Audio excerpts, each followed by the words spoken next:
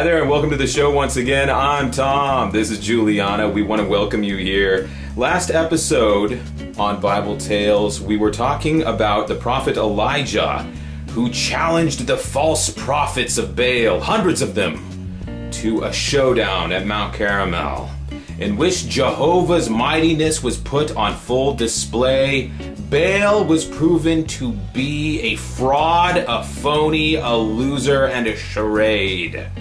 Well, this was a pretty big deal because right after that, the false prophets were executed. And the people of Israel finally sided with Jehovah, the God of the Bible, after which Elijah went to the top of Mount Carmel and he prayed to God 7 times in a row, and he told a servant standing there to go look out over the ocean.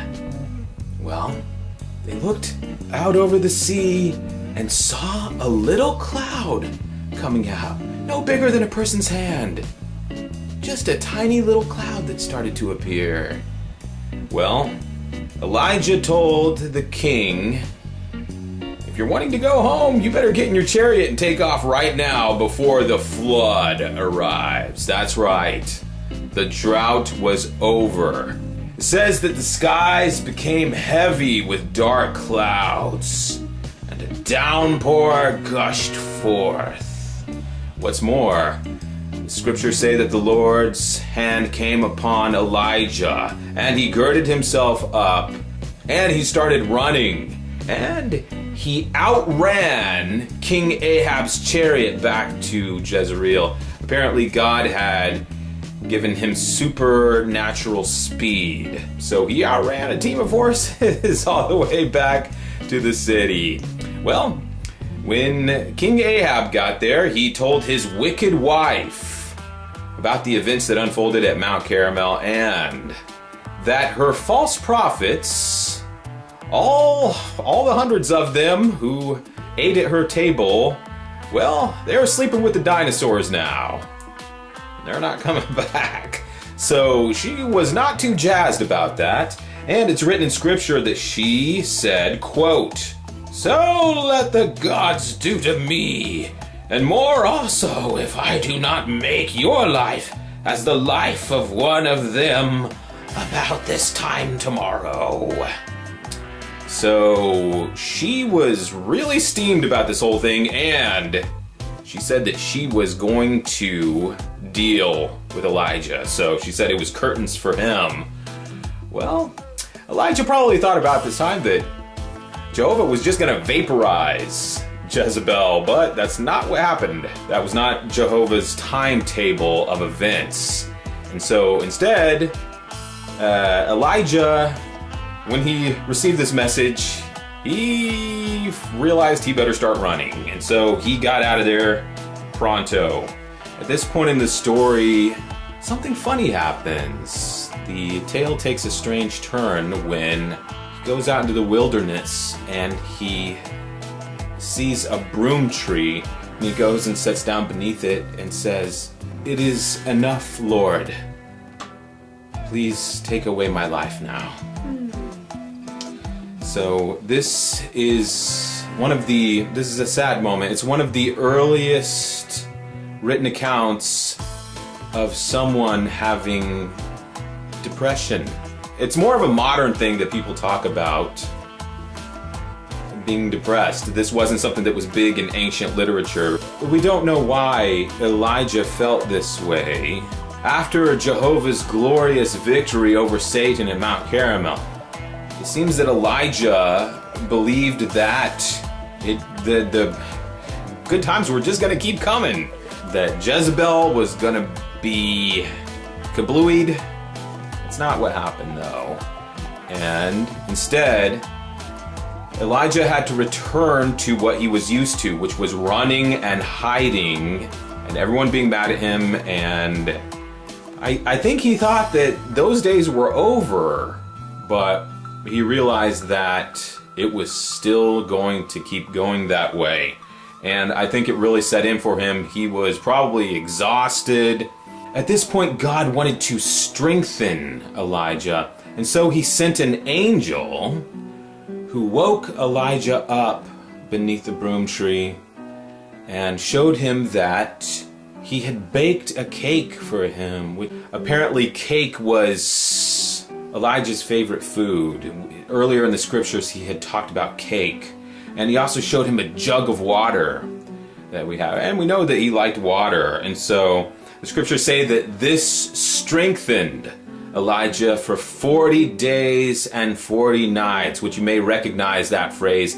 It's a biblical number signifying the long journey of faith in God, being carried through a wilderness, through a flood, through the desert.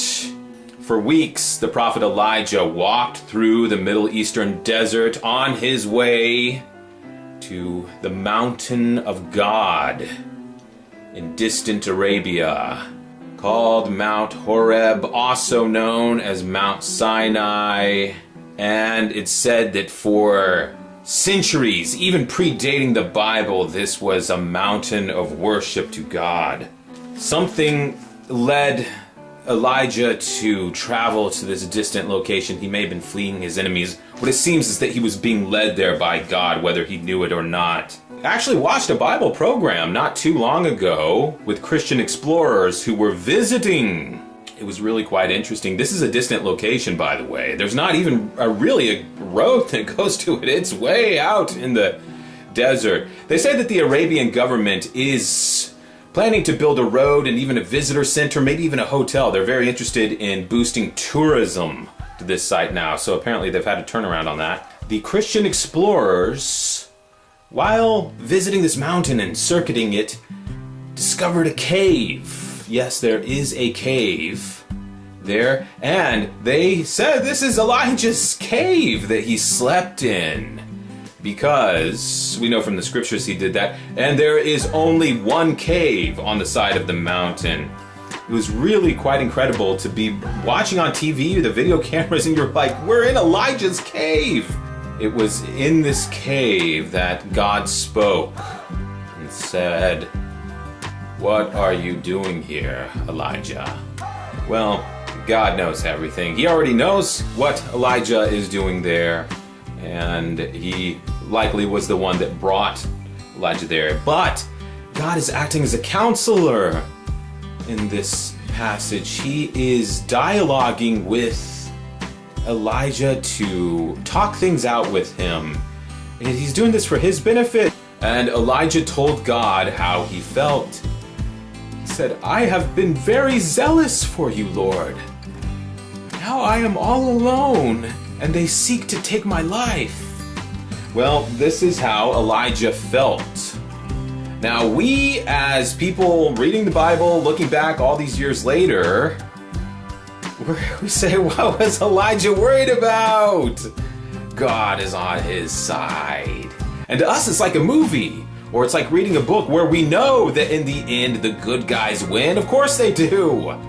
Well, it's different though, when this isn't ancient history for Elijah. He's living through the darkness of all this moment by moment. And he's just a person. I think all of us know someone, it may even be ourselves, that has felt this way at some point. It may be us ourselves who have said, "I tried to do the right thing for God. Look what happened. I had to stand alone. I got bullied. I got knocked down. Things didn't turn out my way. I was just trying to do what was right." Yes, this is a very common thing to feel this way. You see, God's timetable in retrospect is glorious, but when we are living through it, it's lonely, it's hard, and you end up taking punches for God. Well, God wanted to comfort Elijah, though. It's notable he did not take away any of these hardships for Elijah. God, of course, knew in advance that Elijah would feel this way, and yet for purposes perhaps unknown to us, he does not remove the obstacles and difficulties that we must face that may be good for us. So I know we don't want to hear that. It may be that God knows better than us and knows that trial by fire is something that we need. It may have to do with faith. God strengthened Elijah by telling him to walk outside the cave and stand over the edge of the mountain, where a giant wind came up and caused an avalanche. He felt a mighty earthquake. God wanted to remind him of his power. God is infinitely powerful. We must never forget this. And then God did something to make Elijah feel better. You know what he did? He told him to get back to work because he has more assignments for him. That's right. God knows that we are made in his image and we need work, just as God is constantly working. The scriptures say that God is a God of purpose. And God told him something else. You are not alone. In Israel right now, there are 7,000 persons who did not bend the knee to Satan's system of things. This is something that can happen to us too. We may feel that we are alone. And that can be a very real feeling, especially if we're getting bullied, if we're getting picked on, or if we have deconstructionists telling us there is no God. We may feel very lonesome at times. The reality, no, this isn't true. We know the truth is that there are millions of brothers and sisters in God all around us. It's just the truth. Now, we don't know an exact number because of the wheat and the weeds. We know that Satan has littered the earth with false Christians, unfortunately, but even if you're doing a very conservative number, there are thousands and thousands and thousands of fellow believers in God. They're not far away, especially in this time period. We're on the internet. It's so much more easy than it's ever been at any time in history to connect with our fellow believers. You know, I was thinking about something the other day. Even if we spent all day reaching out and making new friends with all our fellow believers, we can't do it. There's too many. There's simply too many people that we could ever even meet right now. We will meet them later in the new heavens and new earth. We will have plenty of time to make many, many friends. But right now we can make many, many friends. And God did something else for Elijah. He knew how lonesome the prophet was. And so he decided that he was going to have a friend now. That's right.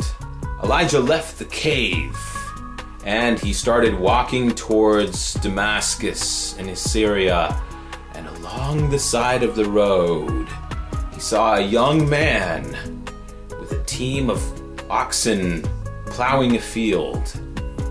And he took his mantle, walked over to the young man, and put it over him. What's a mantle, you may be asking? Well, it's a parka, which is, sometimes you'll see people wearing, what do they call them? Like little, blanket coats over themselves. And this apparently was something that prophets wore. We don't know exactly what it looked like. It may have been like Joseph's bright colored coat or something like that. Prophets wore mantles, which is like this blanket / coat that they draped over them. And that's how people recognize them as being a prophet. You read in the Bible that they'll see them walking down the road and they'll know it's Jehovah's prophet because they're wearing a mantle. At this point, Elijah tosses his mantle to this boy who's working this plow. Well, also in Bible times, if you gave your garment to someone, if a man put his coat over another man, that means that he is transferring his authority to him. A comparable in our time would be if a army general took these stars off his lapel and pinned them on someone else. That would be signifying that he is resigning his authority to someone else. So this was a very surprising thing for this young fellow who was working in a field. Well, apparently Elijah began walking down the road again, and Elisha, this young boy, ran after him, and he said, "I will follow after you. First, let me kiss my mother and father goodbye." And Elijah said, "Go back again, for what have I done to you?" Well, Elisha returned to his field, and it says that he butchered the oxen, and that he took his agricultural equipment and apparently piled it into a fire so that he could cook the oxen. Then he invited his parents and their friends and the people about there, and it says that they sat down and he boiled the flesh of the animals, and they sat and ate. And if you're wondering what this means, it was a goodbye for Elisha. We know from the story of the prodigal son in the scriptures that even preparing a lamb for a get-together was a big deal. And so for him to have prepared these oxen that were his work animals for a dinner for his family, and also that he burned his working utensils to make a fire, it meant that he was not coming back. And this may have been the last time he saw his family. We know that he was busy in the Lord's work after this, and so this may have been a bittersweet repast that he had with his family one last time. Another bittersweet moment came when Elijah and Elisha arrived in Jericho, and the sons of the prophets told Elisha, "The Lord will take away thy master from thy head this day." And indeed, later that day, as they stood at the river Jordan, a chariot of fire came down from the heavens. Imagine it. Horses, a wagon, all made of flames. And the scripture said that it boarded the prophet Elijah, and he rode away into a whirlwind that took him up into the skies. Imagine the electricity of that moment for Elisha, standing and watching a chariot of fire disappear into the sky. Imagine the moments after that, the silence that followed what just happened, as Elijah stood there staring into the great by and by, knowing that the prophet Elijah was gone. The world would not have him anymore. Some people say that this is mythology, but this is not what mythology looks like. If you're talking about ancient folk tales or fantasy from ancient cultures, it does not resemble this. Elijah was a regular person from an actual place. He was not in Shangri-La or Xanadu.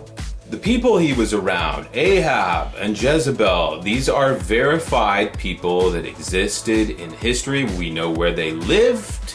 We know exactly what time periods they lived. You can look at their Wikipedia pages. It will tell you the exact dates of where they were, what they did. They have inscriptions from battles that they fought from their enemies. They know who Jezebel's father was. These people had coins with their pictures on it and other inscriptions. This is history. This is verified archaeological history. And Elijah was right there during all of it. The places that these people went to: Mount Carmel, Damascus, Jericho, Jerusalem, Jezreel. All of these are actual places. Elijah, I really want to emphasize this, was a normal person. He ate bread and water. He walked everywhere he went. He got depressed. He got lonely. He lost faith. The amazing parts about the story are all related to God. How could God not be amazing? This is what I can't get over with deconstructionists. They say, "Oh, you expect me to believe that?" Wouldn't it be less believable that God isn't incredible? How would that work? Of course God does incredible things. That's amazing to think about is that just the same way that Elijah walked everywhere he went, Jesus and the apostles walked everywhere they went. Apparently, God has chariots of fire available in the heavens, but none of the apostles rode around in even regular chariots. They all walked around. They slept outside like Elijah did a lot of times, and they ate bread and water like Elijah did. I think God knows that this is good for us. We know from 1 Kings chapter 18 that one of Elijah's greatest fears was that he would die and enter into ignominy. It really bothered him more than other people, apparently. Well, God saw to it that this fear would not be realized for Elijah, and at the end of his story, he was not alone. He had a friend with him, and he did not go into a graveyard unknown and uncared about. He had one of the most glorious exits, second only to Jesus Christ's ascension from the Mount of Olives. This is the second greatest conclusion to a story in the Bible. Elijah being swept away in a chariot of fire. Well, I believe in God's providentiality. God does what is necessary, what is correct, and apparently, at this moment, God knew that it was correct for Elijah to have this glorious send-off. You know, our story may end up being quite a bit like Elijah's, where in our day-to-day activities, nothing special happens. Most of the time, we just go about our daily business. And yes, we're trying to serve God, but sometimes we get depressed. Sometimes we don't feel good. Sometimes we feel like the world is winning. And most of the time, we're just provided our daily bread by God. But just as Elijah's story had a very surprising day that happened where he got taken away by a chariot of fire. Yeah, but he may not have even known that was going to happen. Well, we know that we have a great day that's going to happen. It's called the rapture. Imagine that day when all of us will meet Jesus in the clouds. It's like being a superhero. You say, we can fly? And Jesus says, yeah. Thousands and thousands of our friends in God all around us. And thanks again for tuning into Bible Tales. We've had a great time. We're so glad that you were here with us this episode, and we hope you have a great night.